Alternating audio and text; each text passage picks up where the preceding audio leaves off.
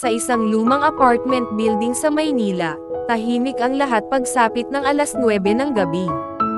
Pero sa ikatlong palapag, kwarto 3B, isang babaeng tahimik at palaging naka-headphones ang laging laman ng bintana, si Ira, 20 years old, kolehiyala, at certified introvert.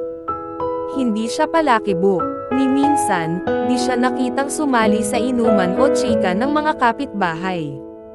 Masaya na siya sa world of K-dramas, instant noodles, at kumot. Pero isang gabi, habang naglalaba ng undergarments sa shared laundry area, may biglang lumapit. "Oy, sorry hindi ko sinasadyang matapakan yung panty mo yata to."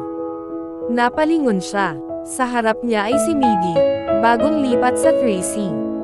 Matangkad, maganda ang ngiti, pero may reputasyon, manyak, raw.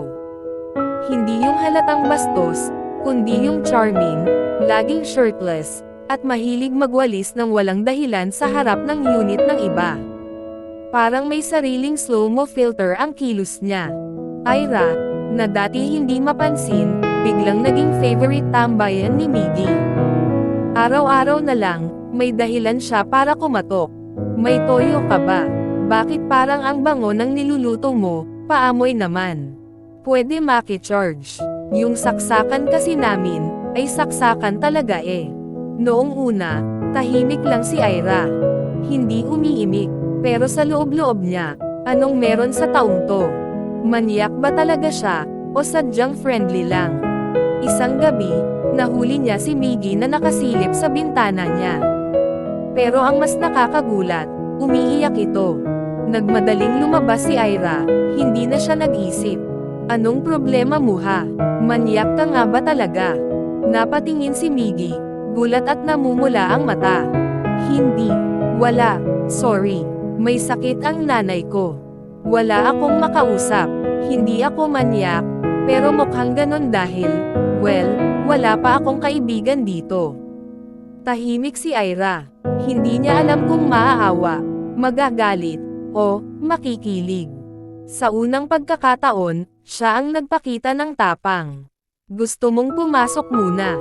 May lugaw ako. At konting toyo." Napangiti si Miggy. Hindi yung manyak smile, kundi yung totoong ngiti ng isang taong matagal nang naghahanap ng kaibigan. Minsan, ang inaakala nating masamang tao ay may mabigat palang tinapasan. Hindi lahat ng manyak ay bastos, baka iba lang ang paraan nila ng paglapit. At minsan, ang tahimik na tao, sila rin ang unang magpapakita ng kabutihan. Matapos ang lugaw incident noong isang gabi, naging madalas na ang pag-uusap nina Ira at Miggy. Wala na ang awkward tension. Sa halip, laging may palitan ng ngiti, harutan, at palusot.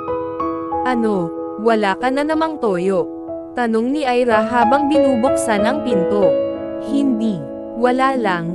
Miss ko lang tanawin yung ngiti mo," sagot ni Miggy habang may hawak na walang laman na toyo bottle.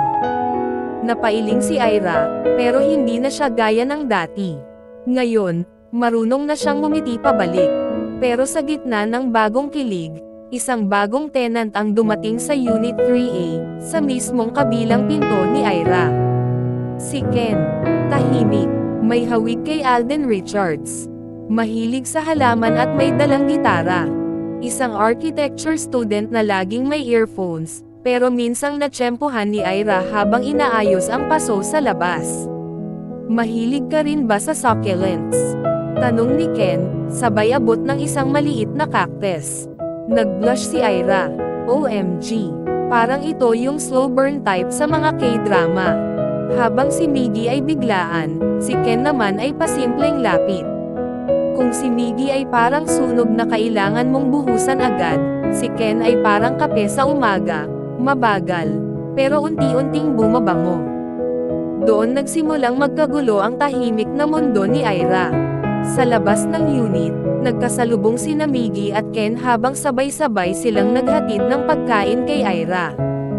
"Miggy, oh, ikaw na naman. Hatid mo rin ng cactus salad si Ira." "Ken, at least hindi ako nanghihiram ng toyo araw-araw." Miggy, mas okay naman yung sinasadyang puntahan, kesa sa palaging nagpapapansin sa halaman. Ira, guys, di pa nga ako kumakain, may gyera na sa harap ng pinto ko. Isang gabi, nawalan ng kuryente ang buong third floor. Si Ira, takot sa dilim, lumabas para maghanap ng flashlight. Pagbukas niya ng pinto, nandoon si Ken, may hawak na flashlight at thermos ng tsaa. Ken, alam kong ayaw mo ng dilim. May dala akong tsaa para makalma ka. Pero bago pa siya makapasok, may humabol, si Miggy, may kandila at 2 cup noodles. Miggy, hindi ako perfect, Ira, pero mainit ako sa dilim. Literal, cup noodles tayo. 2 lalaki, isang mainit, biglaan, laging handang magpatawa. Isang tahimik, matino, at tila laging alam ang gusto niya bago pa niya ito sabihin. Sino sa kanila ang tunay na kapitbahay na may malasakit, at sino ang nagpapanggap lang? Hindi porke kilig ay pag-ibig na. At hindi rin lahat ng tahimik ay walang intensyon. Minsan, ang puso natin ay parang apartment, kailangang ayusin muna bago ponlakan ang sinuman.